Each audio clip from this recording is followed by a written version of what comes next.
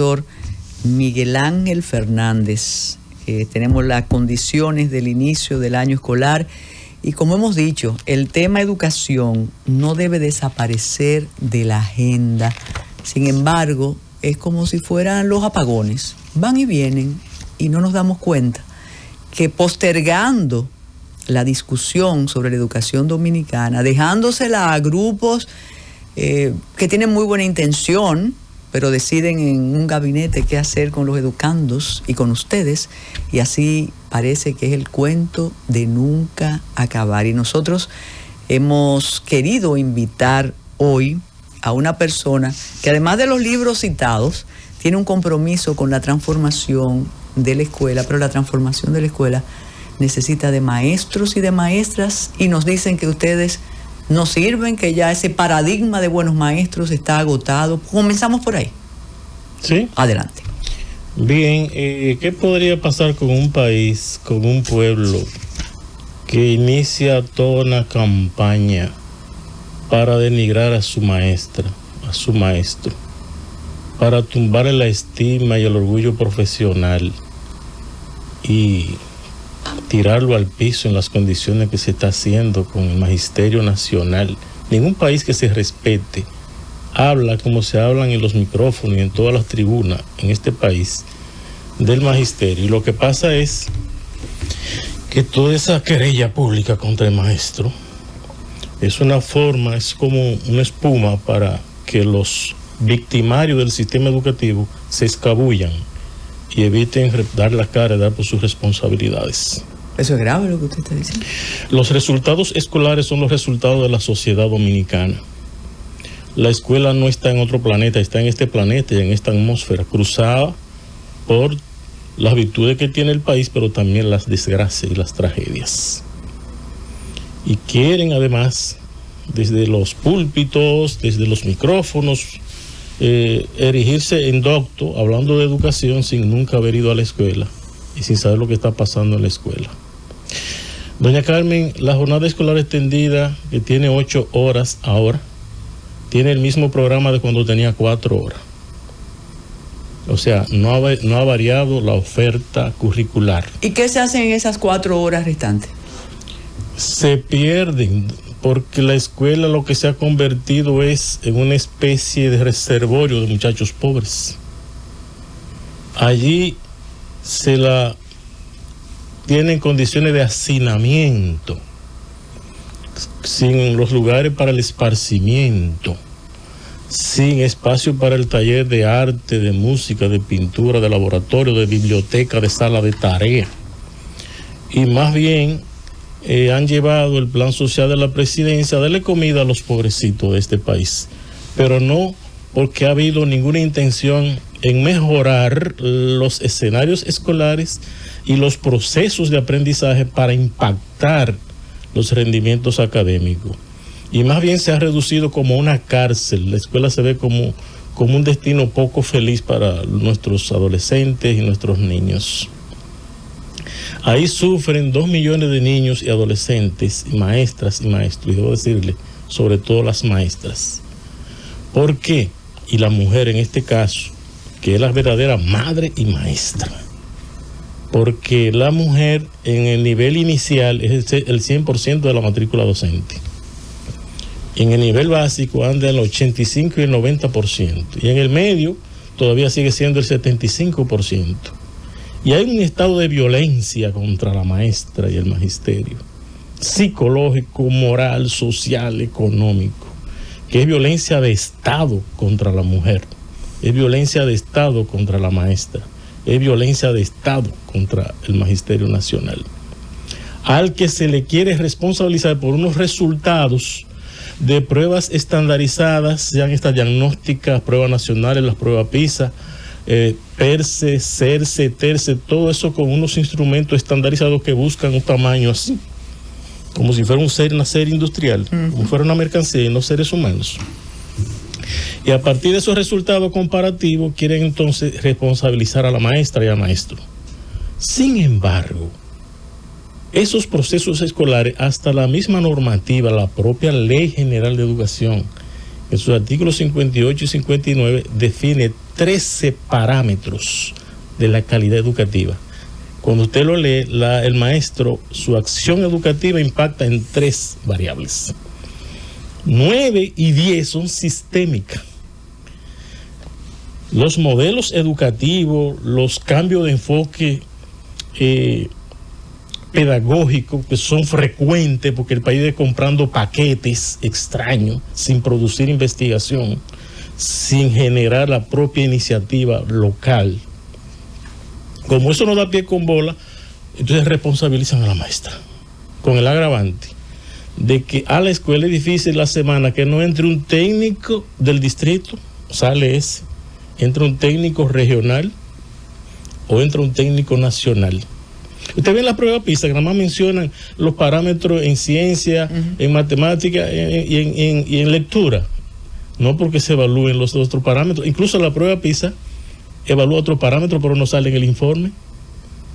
Entonces ocurre que se ha perdido, y aparece en el informe ahora de prueba PISA, la carencia de autonomía pedagógica de los centros educativos de la República Dominicana comparado con la media regional. Óigase bien, no regional, no, global, porque es en todos los países de la OCDE. Entonces, estamos en un punto tal que en este momento se ha impuesto a la escuela pública un modelo que ellos llaman educación por competencia. Y tú se preguntará, ¿y cuándo la escuela ha nacido para desarrollar las competencias, las habilidades cognitivas y las destrezas y el conocimiento? ¿Cuándo no? Y cuando usted lee el artículo 63 de la Constitución, dice cómo debe salir el muchacho. Y usted lee los artículos 4 y 5 de la Ley General de Educación, dice los fines de la Escuela Nacional, que debe formar ciudadanos y ciudadanas críticos, libres, democráticos, capaces de conocer su contexto, transformarlo, amante de la paz, de la solidaridad, o sea, un perfil precioso. Esas son las competencias que tenemos que desarrollar en la escuela, y ese currículo tiene que ser coherente con la programación radial y de TV en este país, que van en vía contraria. Por eso nosotros razonamos, la escuela va a contracorriente, porque la escuela quiere trabajar en la esfera de los valores, pero hay un escenario, una gran escuelota, como decían en aquel programa, ¿verdad?, que obra en contra con olas que ahogan. Entonces, a la maestra se le ha quitado autonomía pedagógica. Nosotros decimos que hay un proceso de despedagogización del magisterio, porque ese modelo educativo, educación por competencia, está centrado en la evaluación, para preparar promociones para ser evaluado. A la escuela va la maestra para ser evaluada en lo que hace, va el estudiante para ser evaluado, va el director para ser evaluado, va la psicóloga para ser evaluado. Nadie va para aprender.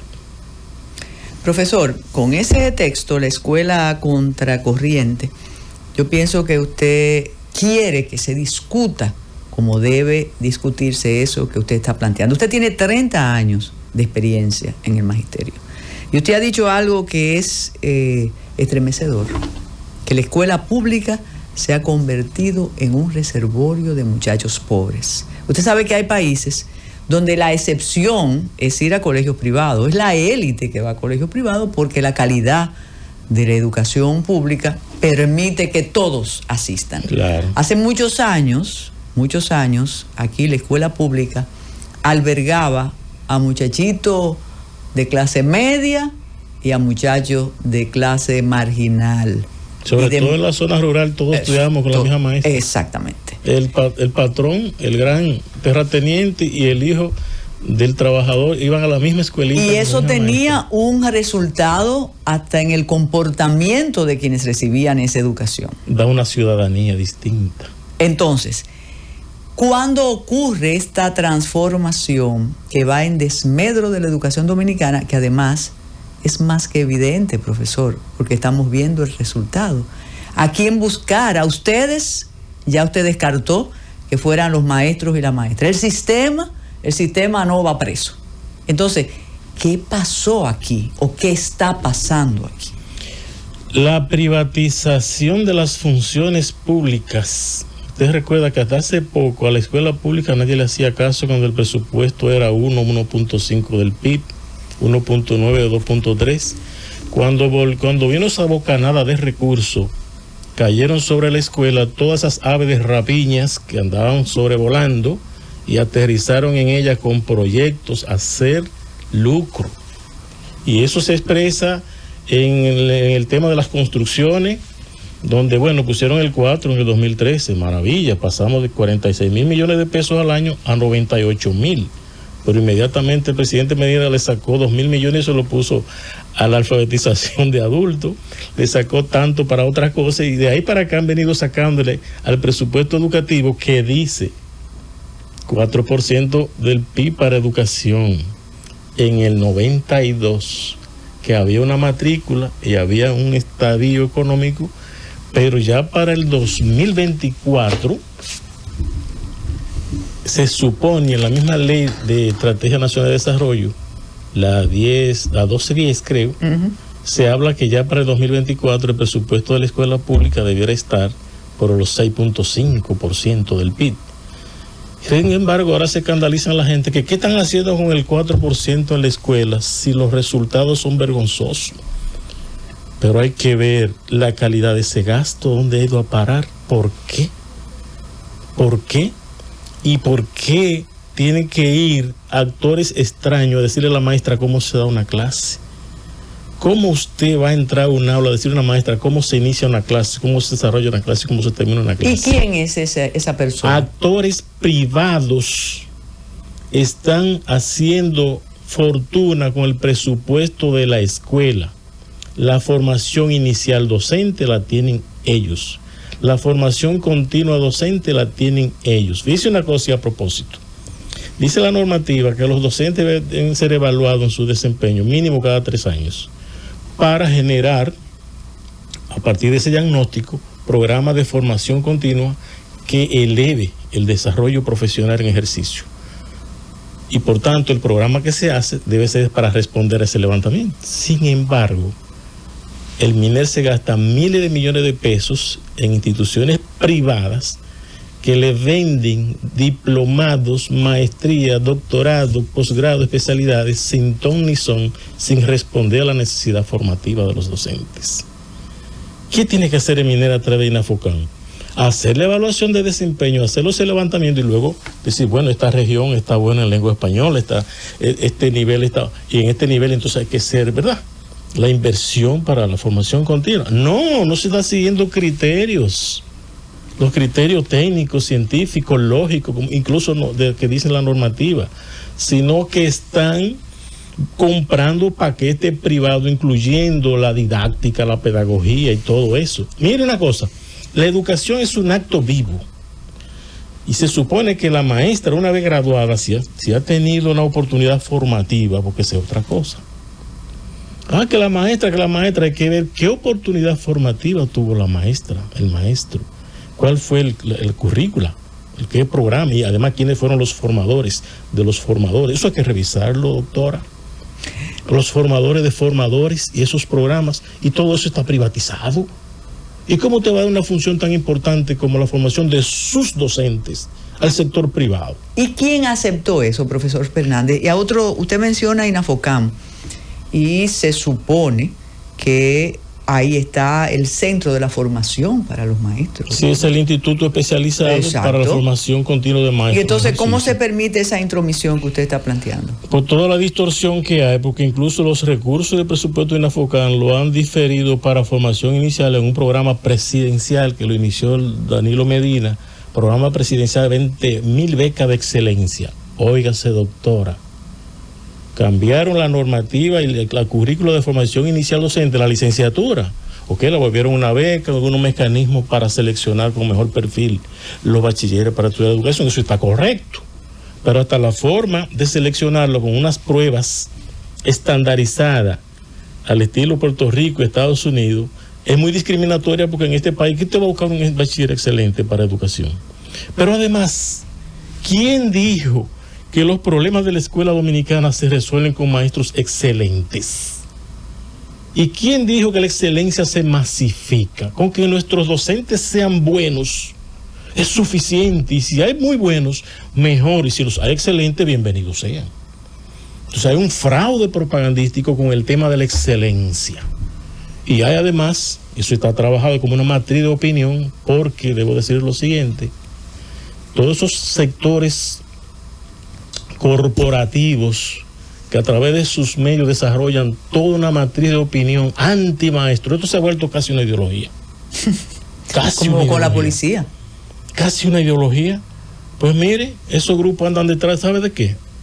De las conquistas de los maestros que en 54 años hicieron su propio sistema de retiro, de jubilación, hicieron su propio seguro médico, hicieron su cooperativa, hicieron su carrera profesional institucionalizada, incluso en la Constitución. Han venido por los fondos del INAVIMA, han venido por los maestros para que sean clientes de sus ARS, han venido por los maestros para quitar lo que tienen. De eso es que se trata. Y eso no es cualquier cosa. Profesor, se supone, ahora que usted habla de la vigilancia, que desde hace mucho tiempo en el Ministerio de Educación existen, no importa el cambio de mando, unas figuras que son auspiciadas por organismos internacionales, unas técnicas y unos técnicos que están ahí la vida entera. ¿No sirven esas personas, esos especialistas, para detectar lo que usted está contando? Al contrario, esa colonización de la escuela, que la escuela está colonizada. Este país necesita más soberanía, doña Carmen. La escuela está colonizada. Esa colonización y los resultados que hay son de ellos, es uno de los maestros. De la OEI, incluso la UNICEF, que es contratista del MINER. Usted sabe lo que es un organismo multilateral que se supone que tiene que venir a este país a colaborar con un enfoque multilateral y no unilateral, porque lo que sigue es, aunque bueno, el mundo está complicado y usted sabe que todos estos organismos multilaterales creados a partir de la Segunda Guerra Mundial, que ya están en crisis, el hegemón, que es el que pone la mayor parte de la finanza, pone la línea. Y así que el Banco Mundial, así es mundial, todos los países, aunque sean pequeños, tienen pequeño monto, acciones, pero ¿quién decide las políticas del Banco Mundial? ¿Y a qué viene el Banco Mundial a la República Dominicana con respecto al patrimonio eléctrico, el patrimonio inmobiliario, el patrimonio, y viene por las represas? Estamos hablando, ¿verdad?, de un país como la República Dominicana que está en la periferia de un gran sistema global donde el hegemón es el gran capital mundial que ha decidido que la educación no es un derecho humano, sino un servicio, y por tanto debe ser susceptible de hacer con eso calidad o no calidad, dependiendo del usuario, que tenga cuarto, que lo tenga al nivel que quiera. Entonces, ¿qué ocurre con nuestro sistema?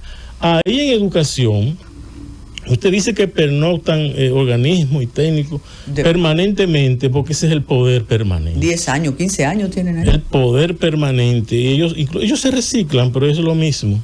Y usted tiene los grandes grupos corporativos en este país, tienen ONGs que son parapetos, pero son ellos los que se ocultan, produciendo modelo educativo, pedagogía, produciendo materiales, y están encargados de las pruebas, de esos desastres de las pruebas que tiene un costo extraordinario. ¿Qué necesidad tiene este país de pagar todos esos millones de dólares para prueba PISA? ¿Cómo usted va a medir su estudiante? Porque la prueba PISA la gente no la entiende bien. Son niños de 15 años. Y un niño alemán de 15 años y un niño alemán de la República, un dominicano de 15 años de República Dominicana, pueden manifestar iguales habilidades en ciencia, o el inglés, el francés, el italiano. Ellos dicen que lo aplatanan la prueba y la adaptan a la currícula. No, al fin y al cabo son pruebas estandarizadas que están buscando un serial, un tamaño. Entonces mire lo que ocurre. Dice, pero el tuyo está así pequeño, tiene baja estatura, ¿tú quieres que crezca? Le recetan entonces paquetes. ¿Qué hace la corriente magisterial Juan Pablo Duarte para tratar de modificar esa situación tan terrible que usted ha expuesto, intentando el desastre? ¿Cuál es su opinión en relación a los libros de texto? Que ya eso también se fue para el olvido. ¿Ustedes tomaron alguna decisión, participaron en las discusiones a propósito de aquello? Los libros de texto se aprueban en el Consejo Nacional de Educación. El Consejo Nacional de Educación tiene unos 33 miembros. Ahí en esos miembros solo hay una silla para la ADP. y no siempre el papel de la ADP, digamos, es muy activo, porque se ve como arropado, ¿no? Finalmente los textos pasan por ahí, pero eso es un trabajo que lleva también un sedazo con los técnicos y los especialistas. No hay oportunidades para eso, casi siempre de manera muy repentina convocan y tienen 15 días y te le presentan miles de páginas en diferentes volúmenes para que opine. ¿Cómo usted va a opinar? Y la producción misma es un ejemplo de cómo se margina a los actores del sistema. ¿O usted cree que nuestras maestras no están en condiciones de producir recursos educativos? Eso es lo que dicen los asesores que usted menciona, o que no podemos mencionar, que son casi analfabetas. Sí, entonces lo que pasa es que hay un problema de trato y de relación. Esta es una escuela vertical. Yo le decía que la escuela no tiene autonomía, y aunque hay unos órganos descentralizados para la participación, es vertical. Es un cuartel donde el director recibe un mandato del distrito, el distrito recibe un mandato del regional, y del MINER mandan otra orientación, y todo cambia sin que la gente vea de qué se trata. Entonces, el tema de los textos tiene muchos intereses, porque solamente la edición es un buen presupuesto. La producción, el trabajo intelectual, didáctico, pedagógico, de tener, ¿verdad?, las condiciones de producirlo, eso también. Pero el sistema tiene desde maestros de plantas, técnicos, aunque no todos, que pudieran ser los grandes productores de los libros de texto de este país. Aquí hay maestros que producen literatura infantil, aquí hay maestros que producen unidades de aprendizaje, pero hay que ponerlos a eso y sacarlo del aula y dedicarle un tiempo a la producción. El problema de ustedes... Y que el Estado no puede tener una gran imprenta. No puede tener el Estado una gran imprenta. Todo eso no ahorraríamos la mitad de los Pero cuartos. Educación dijo que ahora se encargó de imprimir esos libros. No pagándolo. Educación no tiene ninguna imprenta. Eso anda tan fragmentado. Usted sabe que hay una radio educativa dominicana. Uh-huh. En TV y radio. Sí. Pues ninguna escuela sabe que existe ni se conecta con eso. ¿Y para quién entonces? Yo no sé a quién. Eso sale a las ondas hertzianas, ¿verdad? Y no sé quién la para. Pero eso cuesta. Eso cuesta y no armoniza no sintoniza con la cotidianidad escolar. Pero mire, usted está ofreciendo una visión del problema diferente al que nosotros trabajamos en los medios. En los medios trabajamos la deficiencia del magisterio dominicano, la imposibilidad de formar a los estudiantes y el desapego, porque ya ustedes no pueden pedir aumento salarial porque están muy bien pagos. Es una herejía, hablar de salario es una herejía, pero ellos tienen, el ministro tiene decenas de asesores, siendo él de carrera, porque él es de carrera. ¿Qué asesor necesita un ministro que es de la carrera de educación? Tal vez 2 o 3, ¿verdad? Porque el trabajo es grande, pero tiene decenas ganando 140,000 pesos. Y eso no es nada.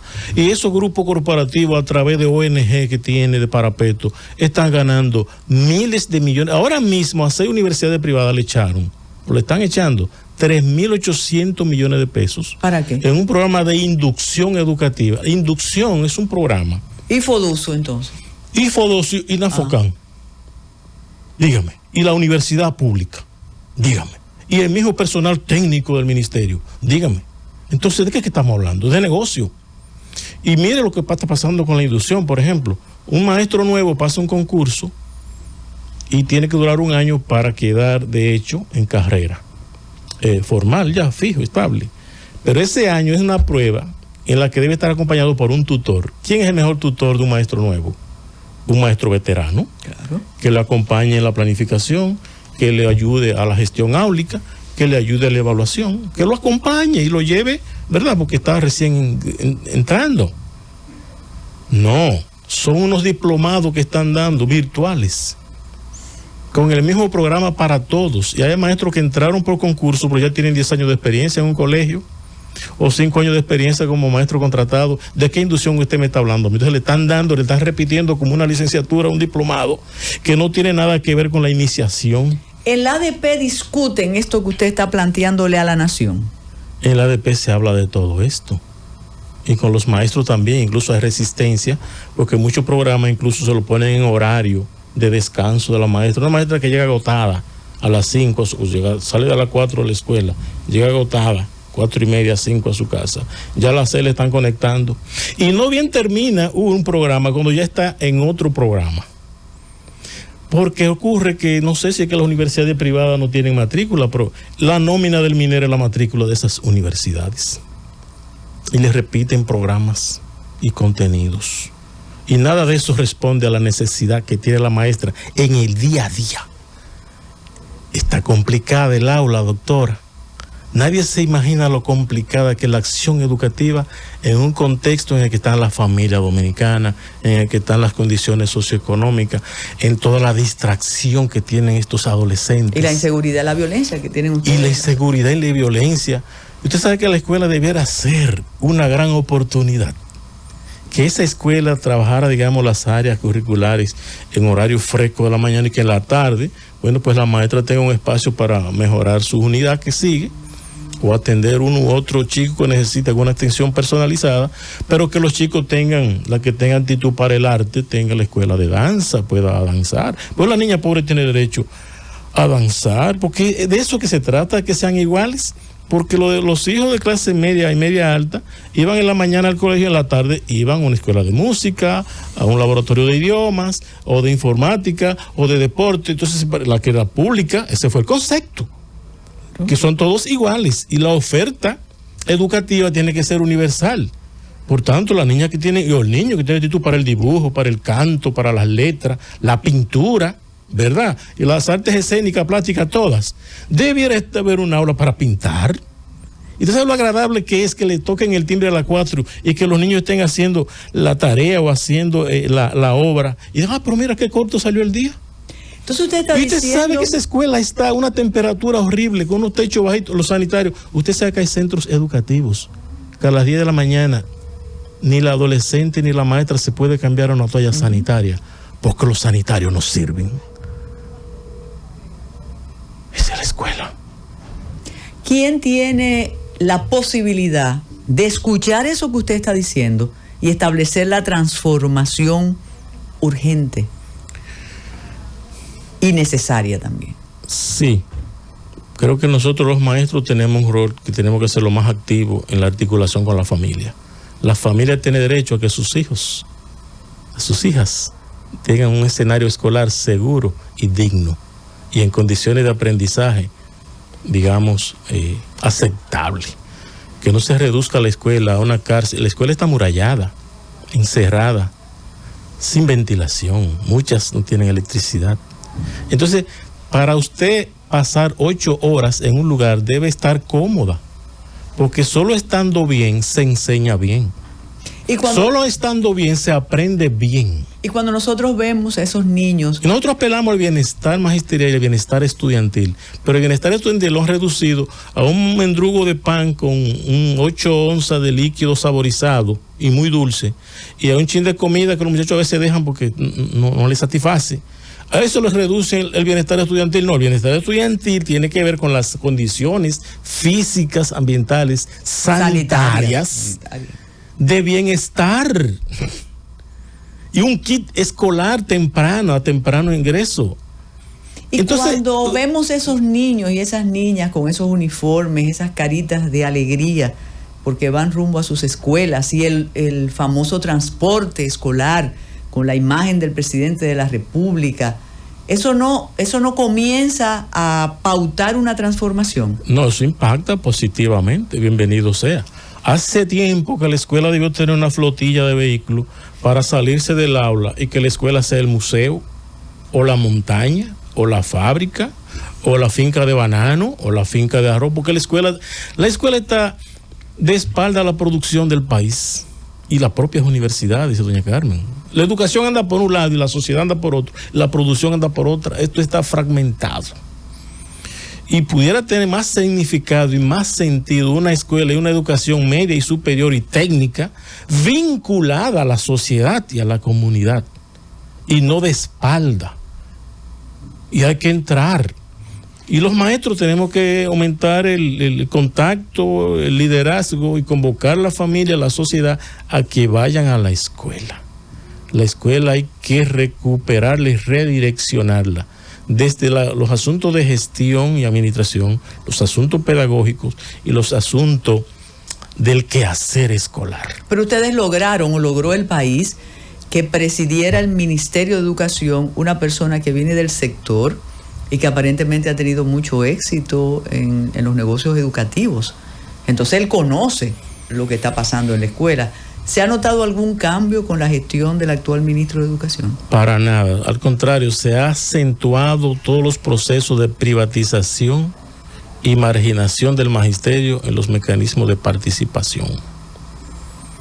Hay una creciente privatización de las funciones de educación. Hay un desprecio por la democracia y la transparencia. Se ignora el grito de estudiantes y de maestros. Y encima se le acusa de los resultados. Y todo esto tiene que ver con ese contoque, ¿verdad? Digamos, esa pretensión de los grupos fácticos que son corporativos, que buscan hacer negocio con la educación pública. La escuela pública es la escuela de la República y debe ser el modelo. ¿Qué cuesta? ¿Por qué le cuesta tanto? ¿Le tiene miedo a una escuela buena? ¿Tienen miedo a una educación buena? Claro que sí. Pero dicen que muchos maestros emigran de la educación privada a la educación pública por el buen trato y los salarios que ustedes reciben. ¿Eso es falso? No, eso no es falso, porque es que el sector privado paga poco. Incluso la intención de ir reduciendo el prestigio de la carrera y el de docente es bajarle los créditos, porque el colegio no solamente pierde matrícula si la escuela pública es buena, porque aquí va un muchacho en una escuela privada si la escuela pública está abierta y es buena. No le interesa, pero recuerde que esto es un proceso con todo. Porque cuando empezaron a desmejorarse la oferta de la salud pública, empezó a crecer el negocio privado de la salud. Y ni hablar de la seguridad social. Entonces, en educación igual. No es verdad que desde esa gente hay interés que la escuela pública avance, porque sería, ¿verdad? ¿Y usted sabe lo que han hecho? ¿Qué han hecho? ¿Usted sabe lo que han hecho en educación? O que estamos financiando los colegios privados.